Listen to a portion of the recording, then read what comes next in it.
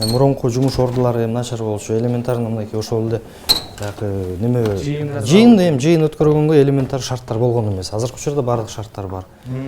Бул биз жетекчилердин жыйын залы деп коебуз. Биягында уже чоң кабинеттер мынакей.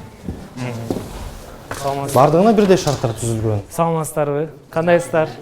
Биздин кызматкерлер ушундай жерлерде отурат, ушундай орундарда жайгашкан. Өзүңдө кангелдик алар? Жакшымы? Саламатсыздарбы? Покажи, как вы, чем занимаетесь? Иш үстүндө аябай кызуу иш жүрүп атыптыр, урматтуу Биздин архитекторлор ушинтип иштейт.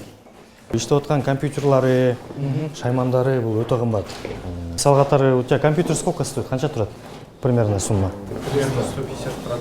Канча? 150. 150 миң сомдук компьютерлар. Бул автокад менен иштеп атат. Автокад оор программа болот. Бул азыр эмнени жасап атасыз мындай жөнөкөй тил менен түшүндүрүп берсеңиз мына көрөрмандарга. Конструкциясын жазып аткам. Имараттын конструкциясы. Бул ошо дуалдарын, канча арматура кое бериш керек, ичинде кандай нагрузка болуш керек, кандай бетон куюш керек, ошонун баарын ушулар чечет да. Жакта барбы? Жакчы. Жүрүңүздөр. Өнөркана.